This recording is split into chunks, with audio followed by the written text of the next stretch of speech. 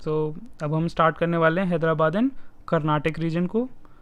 Recollect करिए कि अभी तक मैंने हैदराबाद एंड कर्नाटक जो बताया है उसमें से आपको क्या चीज़ याद आ रही है कि जो चीज़ें बताई थी। एक दो नाम अगर आप भी सोच पा रहे हैं तो आपने फोकस के साथ में चीज़ों को सुना था। नहीं हुआ है कोई बात नहीं, वापस मत जाइए, फिर से हम लेने वाले हैं। बट हाँ, स्टिल मैं जस्ट चेक कर रहा हूँ चीज़ों को। ओके, सो आप ये मैप देख लीजिए। ये जो मैप में ये वाला जो पार्ट है, ये आपने वो तो देख लिया होगा, बाजीराव पिक्चर।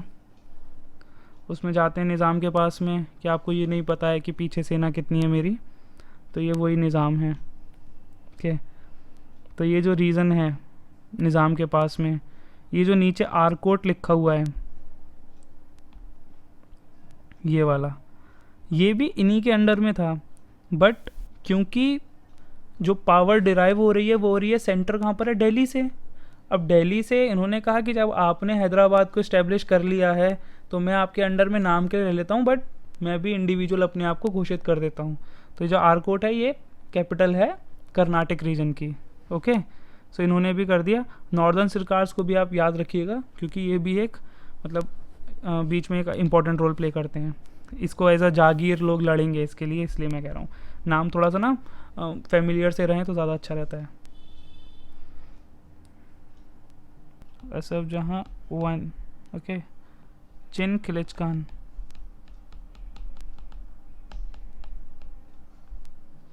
ओके। सो इन्होंने सैयद ब्रदर्स की किलिंग में हेल्प की थी। चेक करिएगा कि चिन खिलिच खान जो थे वो किस फैक्शन से थे, ईरानी, तुरानी, अफ़गानी, हिंदुस्तानी, किस फैक्शन से रहे होंगे कि उन्होंने सैयद ब्रदर्स को मारने के लिए प्लानिंग प्लॉटिंग करी होगी। सेंटर पे ना ये चीज़ें बहुत ज़्यादा चलती थी। ओके, तो जो सैयद ब्रदर्स थे उनको मारने में इन्हीं का हाथ था, हाथ नहीं पूरा पैर था। और जब इन्होंने उनको मार दिया तो वज़ीर बनाया। Thus awarded the viceroyalty of Deccan in 1720 में इनको हैदराबाद मिल गया था, रीजन जो था। ये आए 2 साल के लिए हैदराबाद में, अपना बढ़िया सा हिसाब किताब जमा लिया। उसके बाद में इनको बुलाया गया कि भाई आपकी ज़रूरत है, आप सेंटर पे आइए।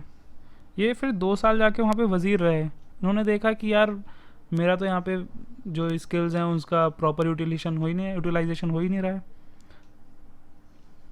तो वापस आ गए और 1724 से 1748 तक, जब तक ये ज़िंदा रहे तब तक ये हैदराबाद के गवर्नर रहे। ओके, इंटरेस्टिंग कैरेक्टर थे।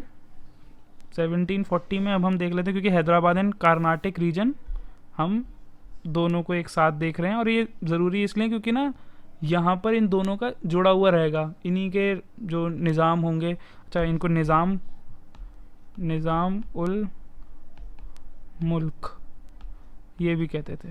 ओके, किसी को अलग अलग टाइटल अपना इनको लेने का बहुत शौक था, तो कोई निज़ाम उल मुल्क है, कोई बुरहान उल मुल्क है, कोई निज़ाम उद दौला है, इस टाइप से नाम आते रहेंगे। अलग अलग रीजन का बता रहा हूँ मैं। ओके, 1740 में हुआ भाई एंग्लो कर्नाटिक वॉर। क्या रीज़न था, कैसे हुआ, चलिए इस चीज़ को देख लेते हैं कि भाई जो फ्रेंच थे वो भी आ चुके थे इंडिया में अब तक। ओके, आगे हम फ्रेंच को भी डिटेल में पढ़ेंगे कैसे कैसे आए हैं। जो फ्रेंच थे उनको ट्रेडिंग प्रेजेंस मिल चुकी है पौंडीचेरी रीजन में। देखिए मैं मैप के थ्रू आपको इसलिए बताता हूँ ताकि आपके दिमाग में चीज़ें सेट हो जाएं। ओके, ये देखिए पौंडीचेरी रीजन को, ये दिख रहा है ये वाला, ये पौंडीचेरी रीजन में स्टैब्लिश हो चुके हैं फ्रेंच। आज भी आप वीडियोस देख लिया यूट्यूब पे जाके, आप देखिएगा कि फ्रेंच की कॉलोनीज़ आज भी पर्टिकुलर लोग हैं जो रहते हैं वहाँ पर। फ्रेंच बोलना थोड़ा सा नॉर्मल है क्योंकि बहुत ज़्यादा टाइम तक फ्रेंच वहाँ पे रहे हैं। ओके, सो पौंडीचेरी रीजन में फ्रेंच मिल चुके हैं and Britishers secure trading rights from Nawab Anwaruddin. Nawab Anwaruddin कहाँ के नवाब हैं, कर्नाटक के। अब ऐसा कैसे भाई? फ्रेंच को देखिए, हम हमारा तो ये है कि हमारा यहाँ पे राज्य चल रहा है, आप आओ, आप हमें पैसे दे रहे हो, बहुत अच्छी बात है, आप पैसा कमाओ, हमें भी कोई दिक्कत नहीं, ठीक है। जो फ्रेंच थे, इन्होंने लिया था बीजापुर रीजन के जो थे वहाँ से। अब क्या हुआ, डायनामिक्स चेंज हो चुके हैं, ये तो काफ़ी साल पहले आ चुके हैं, और जो जो पॉलिटिक्स है वो बदल चुकी है। अब आ चुके हैं कर्नाटक में नवाब अनवरुद्दीन। इन्होंने किसको दे दिया? ब्रिटिशर्स को। पौंडीचेरी को नहीं दिया था, पास का एरिया दिया था, लेकिन इनको हमेशा खतरा लगता था ना आपस में, और इन दोनों का आपस में भाई लड़ाई भी रहती थी बाहर, फ्रेंच और ब्रिटिशर्स की बहुत तगड़ी लड़ाई रहती थी बाहर।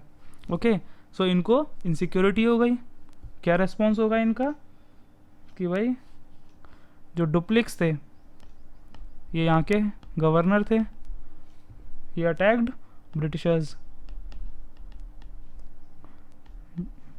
Presence in the region. जो उनकी इस्टेब्लिशमेंट्स थे वहाँ पर जाके उन्होंने अटैक करना स्टार्ट कर दिया। अच्छा, हिस्ट्री में ना पर्टिकुलर आप करेक्टर्स को जी सकते हैं। जब भी आप हिस्ट्री को पढ़ते हैं, आप अपने आप को उस टाइम फ्रेम में जाके देख सकते हैं कि अच्छा हाँ, इस टाइम पर ना टेक्नोलॉजिकल डेवलपमेंट नहीं है कि हल से हो रहा होगा, हाँ मैंने कुछ ऐसा देखा है, ऐसा कुछ हो रहा होगा, बैल से काम चल रहा होगा, कोलू कुछ इस टाइप से होता होगा, लोग ऐसे मेहनत कर रहे हैं।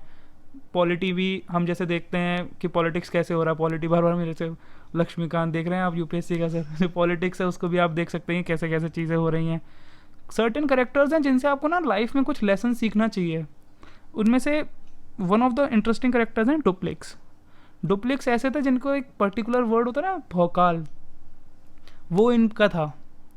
इनका इतना खौफ था कि आप आगे जाके देखेंगे कि ब्रिटिशर्स ये डिमांड करेंगे कि भैया आप इनको हटा लीजिए, अब इनको हटा लीजिए, इनका इतना खौफ है, ठीक है। सो फ्री टाइम में, अभी तो देखिए 100 ही दिन बचे हैं, सो मैं अभी नहीं कहूँगा पढ़ने के लिए, बट फ्री टाइम में आप डुप्लिक्स के बारे में पढ़िएगा और आप रॉबर्ट क्लाइव के बारे में पढ़िएगा, और ये भी देखिएगा कि रॉबर्ट क्लाइव मरे कैसे थे।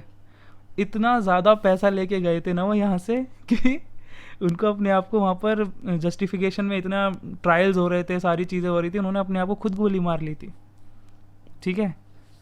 ओके, सो हम वापस आते हैं, बीच में हम लोग आउट ऑफ कॉन्टेक्स्ट चले जाते हैं। So Dupleix attacks Britishers presence the region and led to the outbreak of first Anglo Carnatic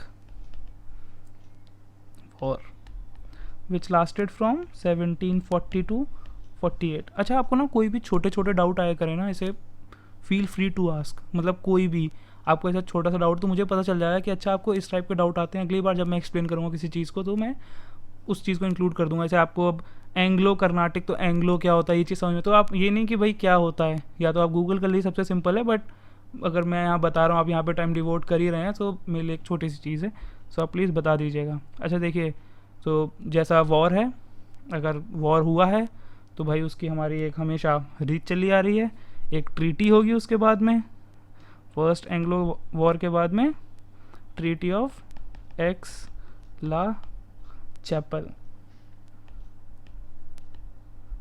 then इसमें क्या हुआ था कि फ्रेंच ने कहा कि हम आपकी ब्रिटिशर्स से कि आपकी जो ट्रेडिंग पोजीशंस हैं उनको हम वापस कर देंगे, कहाँ की?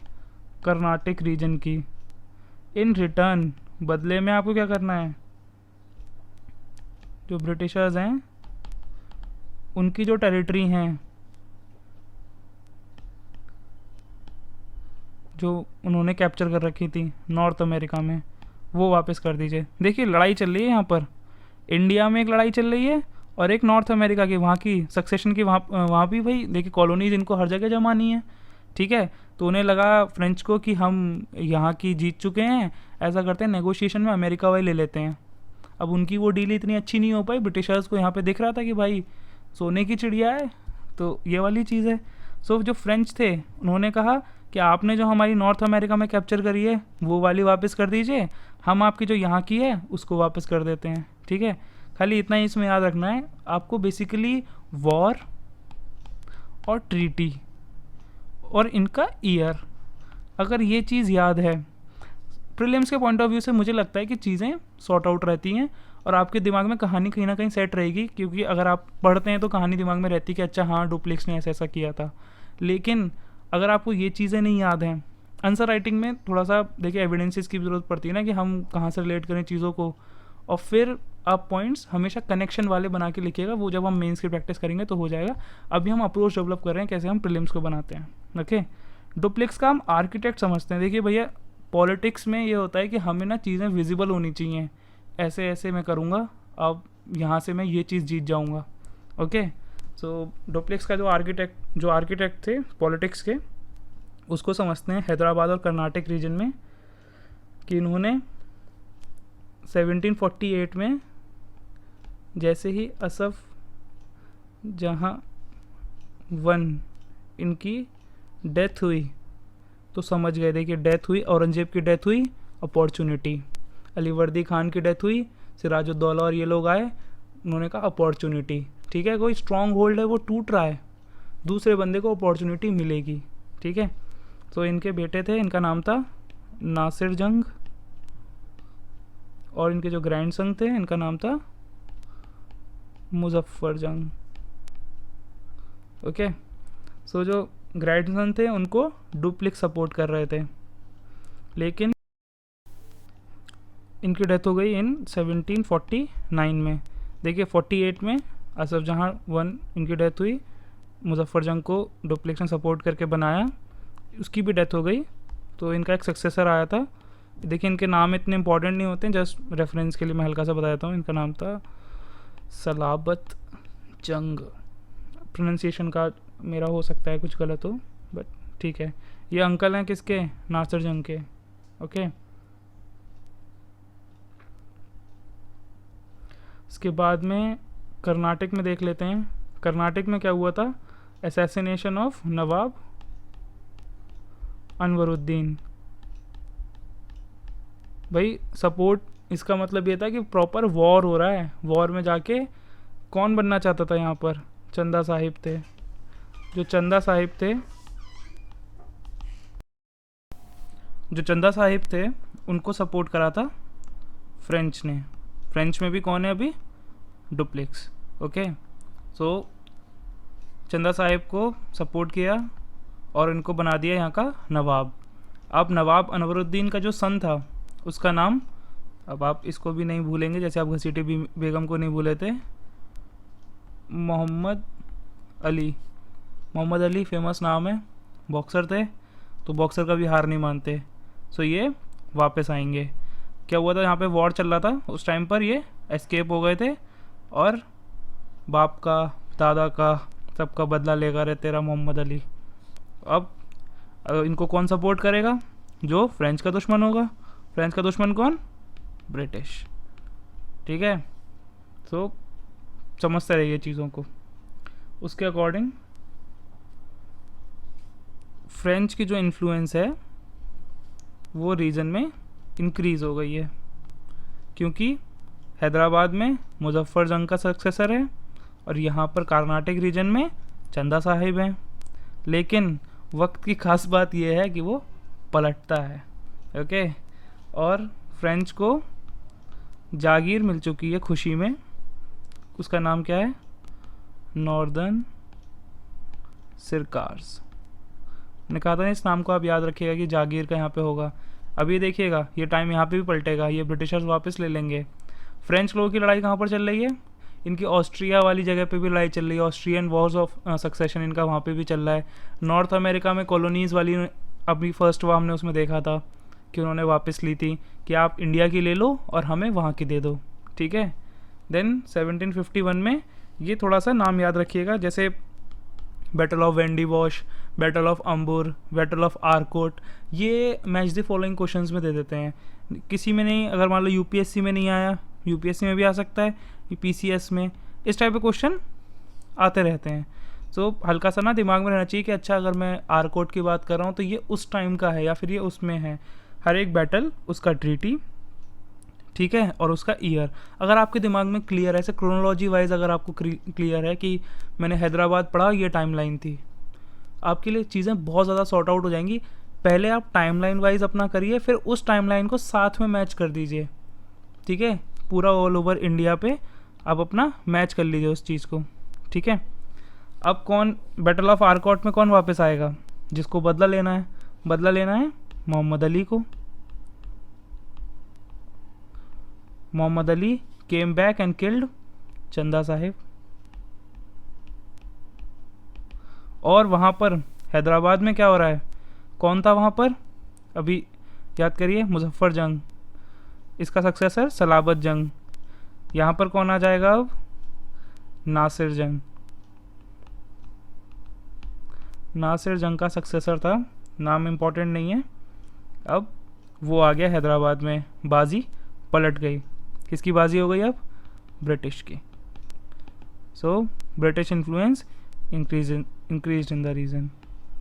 ओके, तो इसके लिए क्या होगा, ट्रीटी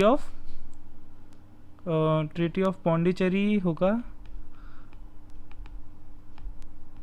यहाँ पर सेकेंड एंग्लो कर्नाटिक वॉर में। देखिए फर्स्ट हुआ, उसमें ट्रीटी एक्सला चैपल थी। ओके, उसमें क्या था कि फ्रेंच ने कहा हम आपकी इंडिया की वापस कर देंगे और आप हमें नॉर्थ अमेरिका की वापस कर दीजिए टेरिटरीज़ जो उन्होंने आपस में जीती हैं। ओके, उसके बाद में जो डुप्लेक्स का आर्किटेक्ट था वो चेंज हुआ 48 में यहाँ पर हैदराबाद में, जिनका स्ट्रॉन्ग होल्ड था निज़ाम उल मुल्क, चिनकलेज खान, असफ जहाँ वन, जो भी नाम हम कह सकते हैं तीनों में से, इनकी डेथ हुई। उसके बाद में फ्रेंच वाले बंदे आए, उनकी बाजी पलटी, ब्रिटिश वाले बंदे आ गए। ठीक है, अब ब्रिटिश वाले लोग आ गए हैं, तो अब यहाँ पर क्या दिखा रहे हैं, फ्रेंच क्या एग्री कर रहे हैं, उनसे डिमांड ब्रिटिशर्स ने रखी ट्रीटी में कि आप भाई इसको हटा लीजिए, क्योंकि अगर ये यहाँ पर रहेगा तो हमारे लिए दिक्कतें खड़ी होती रहेंगी। आप देख रहे हैं डुप्लेक्स का खौफ, इसको मास्टरमाइंड कहा जाता है। इनके टाइम पर इसे रॉबर्ट क्लाइव को कहते हैं heaven born general.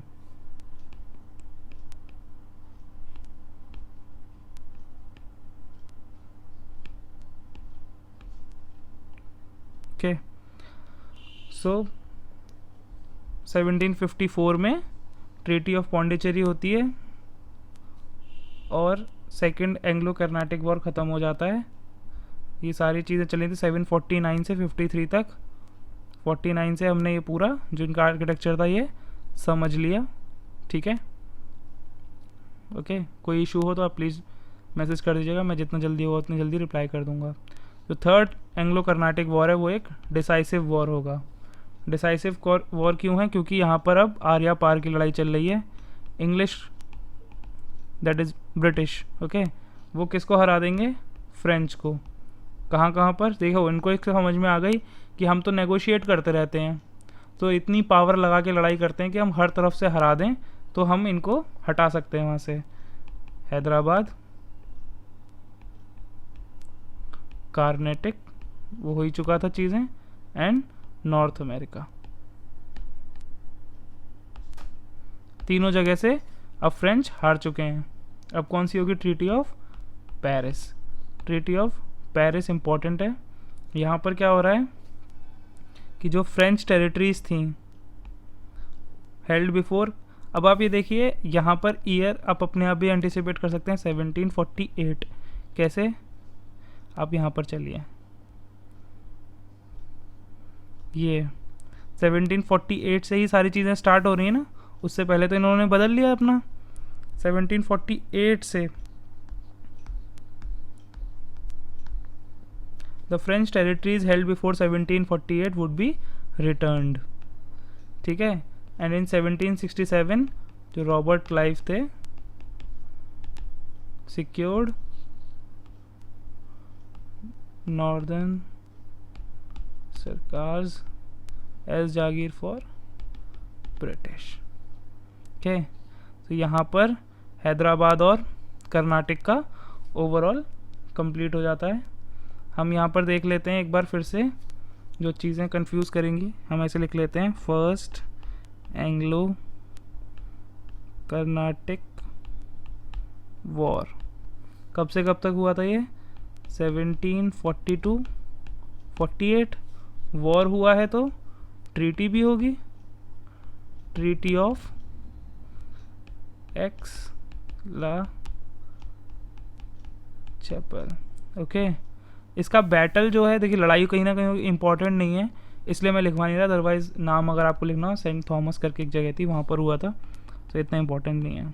Then second Anglo Carnatic war,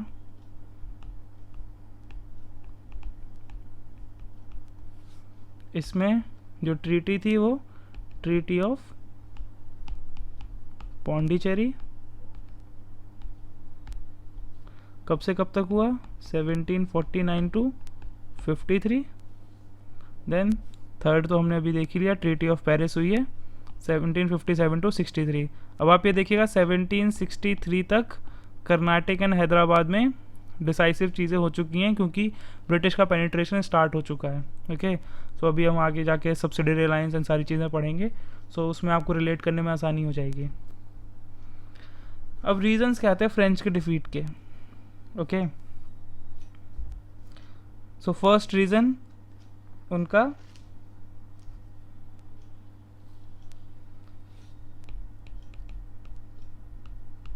financial weakness और ब्रिटिश की नेवल सुपीरियॉरिटी।